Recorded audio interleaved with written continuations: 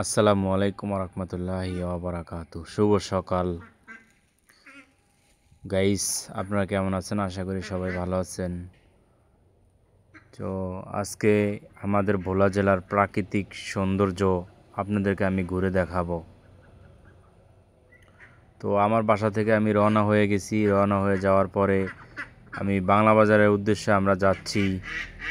তো দেখেন আমাদের ভোলা জেলার রাস্তাঘাট, প্রাকৃতিক সৌন্দর্য কতটা ভালো লাগে।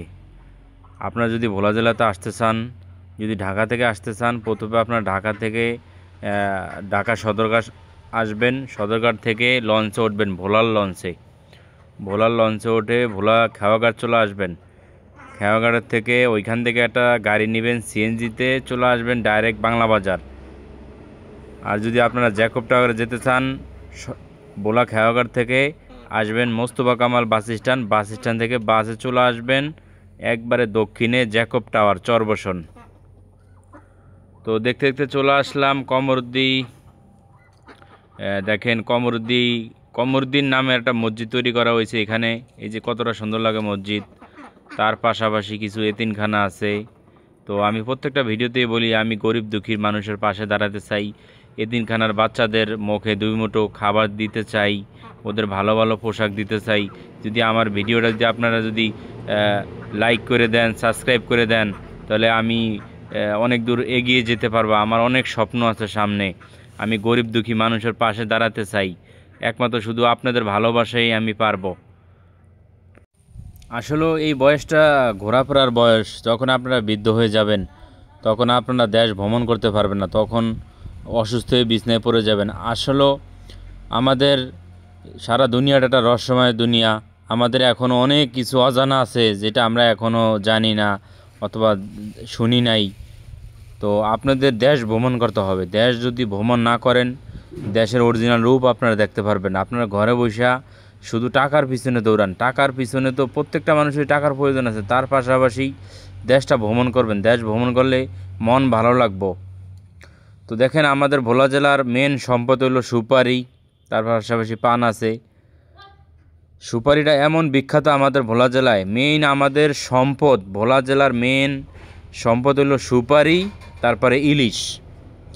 অনেকে বলে চাঁদপুরের ইলিশ বিখ্যাত। আসলে চাঁদপুর ভোলা একটাই নদী, এটা হলো মেঘনা নদী। তো আমাদের ভোলা জেলার টনকে টন মাছ প্রথমে চাঁদপুরে যায়। তো চাঁদপুরে যাওয়ার পরে ওইখান থেকে সারা বাংলাদেশে সাপ্লাই হয়।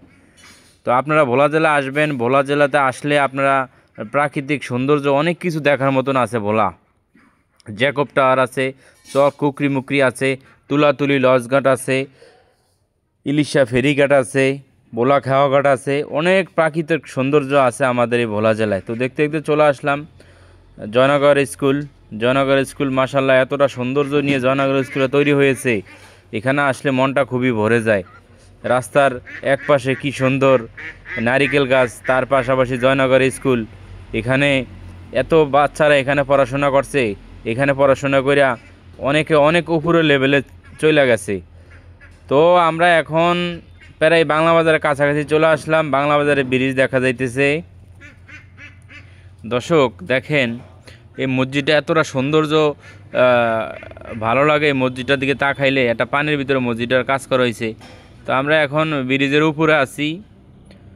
তো আসলে এই ব্রিজটা আরও অনেক সুন্দর করতে পারতো যারা তখন দায়িত্বশীল ছিল, লোক এমপি যারা মন্ত্রিত্ব দিছিল আমাদের ভোলাতে। এই ব্রিজটা আরও অনেক সুন্দর করতে পারতো। আমি জানি না কী কারণে এটা এতটা ফুটিয়ে ওঠে নেই আমাদের ভোলা জেলার, বিশেষ করে বাংলা বাজারের এই ব্রিজটা। তো আমরা এখন অলরেডি বাংলা বাজার চলে আসলাম। আসলে আমাদের বাংলা বাজারটা, এটা খাসের বাংলা বাজার বলা হয়। বাংলা বাজার আরও আছে ভোলাতে। তো বিশেষ করে আমাদের বাংলা বাজারে এই রাস্তাটা চলে গেছে দৌলতখার দিকে, এটা চলে গেছে চরবসন লালমনির দিকে এই রাস্তাটা চলে গেছে। মানে এটা 4টা রাস্তার মোড়। বাংলা বাজার মেইন এটা 4টা রাস্তার মোড় বল হয়। একটা চলে গেছে বাগমারার দিকে, পশ্চিমে চলে গেছে বাগমারার দিকে বেলুমিয়ার দিকে, দক্ষিণে চলে গেছে চরবসন লালমনির দিকে, পূবে চলে গেছে দৌলতখার দিকে, এমনকি উত্তরে চলে গেছে ভোলার দিকে। তো আমাদের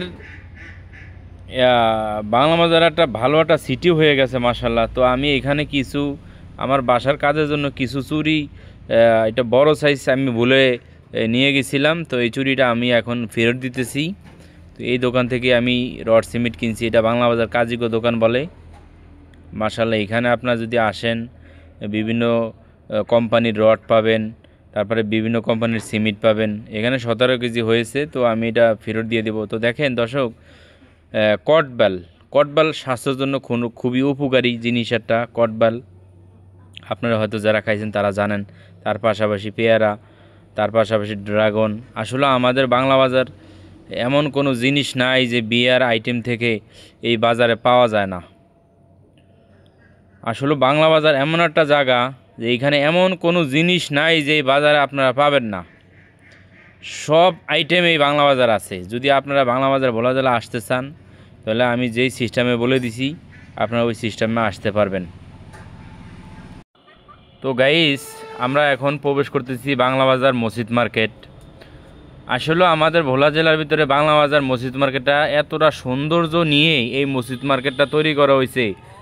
দেখেন এখানে এমন কোনো জিনিস নাই যে মসজিদ মার্কেট এখানে পাওয়া যায় না। বিয়ে শাদির থেকে শুরু করে মানে একবারে সব আছে এখানে। এমন কোনো জিনিস নাই যে এই আমাদের ভোলা জেলার মসজিদ মার্কেটে পাওয়া যাবে না। আসলে মসজিদ মার্কেটটা এই জন্যই বলে, এইখানে মসজিদ নিয়ে এই মার্কেটটা তৈরি হয়েছে। সামনে মার্কেট, পিছনে মসজিদ, সেই জন্য বলা হয় এটা মসজিদ মার্কেট। তো এখানে আপনারা বিভিন্ন ধরনের থ্রি পিস পাবেন, বিভিন্ন ধরনের জুতা, কসমেটিক। এমন কোনো জিনিস নাই যে বিয়ের আইটেম থেকে শুরু করিয়া, মোবাইল থেকে শুরু করিয়া এই মসজিদ মার্কেটে নাই। তো দেখেন মসজিদ মার্কেটের উপর থেকে আমাদের বাংলা বাজারের দৃশ্যটা এতটা সৌন্দর্য। এটা ব্যস্ত শহর। আসলে আমরা বলি যে ঢাকা শহর একটা ব্যস্ত শহর। তো আমার মনে হয় যে আমাদের ভোলা জেলার বাংলা বাজার এই মসজিদ মার্কেটটা এতটা ব্যস্ত শহর। আমাদের এই বাংলা বাজার প্রত্যেকটা সেকেন্ডে সেকেন্ডে গাড়ির আওয়াজ, হরেং, বিভিন্ন ধরনের ঝাম জট এখানে লেগেই থাকে। তো দেখতে দেখতে আমরা চলে যাইতেছি এখন দৌলতখাঁর রোডে। দৌলতখাঁর রোডের 10 বছর আগে অন্যরকম ছিল, এখন সম্পূর্ণ চেঞ্জ হয়ে গেছে। তো এখানে আমি ঢুকতেছি, আমার কিছু হাঁস মুরগি আছে কুড়ার জন্য। তো আমি অনেকক্ষণ কুড়া এখানে আমি খুঁজি, কুড়া পাইতেছি না। কিন্তু আমি এই ধানের মিলে আসলাম, আসার পরে আমি কোনো লোক খুঁজা পাইতেছি না। আমি অনেকক্ষণ ওয়েট করতেছি এইখানে। তো এখানে কোনো খুঁজেই পাইতেছি না। এটাকে রাইস মিল বলা হয়। তো এখানে আমি অনেকক্ষণ ওয়েট করলাম। ওয়েট করার পরে এখন আমি এখানে দেখলাম যে একটা লোক কিছু গ্যান্ডারির কুশাল যেটাকে বলা হয়, তো এখানে শরবত বিক্রি করতেছে। তার পাশাপাশি দেখতেছি এক মহিলাও নিতেছে, হয়তো বোতল বিরিয়ানি নিব এরকম কিছু বলতেছে। তো দেখেন এটা করলাম আমাদের ভোলা জেলায় এই গ্যান্ডারিটা বিভিন্ন খেতে অথবা মাজরাতে তৈরি হয়। তো এগুলো খুব সুস্বাদু হয়। এখানে কোনো ডুপ্লিকেট নেই, একবার অরিজিনাল। তো তার পাশাপাশি দেখেন এখানে বাংলা বাজার এমন কোনো জিনিস নেই যে বাংলা বাজার নাই। এইখানে বিভিন্ন ফার্নিচারের কাজ করা হয়। দেখেন এটা এখন ডিজিটাল যুগ। আগে মানুষে বাড়াইল দিয়া, তারপর হাতুড় দিয়া বিভিন্ন ধরনের নকশা। তো ডিজিটাল যুগে সম্পূর্ণ মেশিন চলে আসলো। তো দেখেন এইখানে এই মেশিনটার ভিতরে কম্পিউটার সিস্টেম। এখানে কোন ডিজাইনটা দিবেন শুধু চয়েস করে দিয়ে দিবেন একবার, সাথে সাথে সম্পূর্ণ এই মেশিনটা সীমিত সময়ের ভিতরে এই মেশিনটার ডিজাইনটা করে দিবে। দেখেন এখন 2025 সাল, ডিজিটাল যুগ।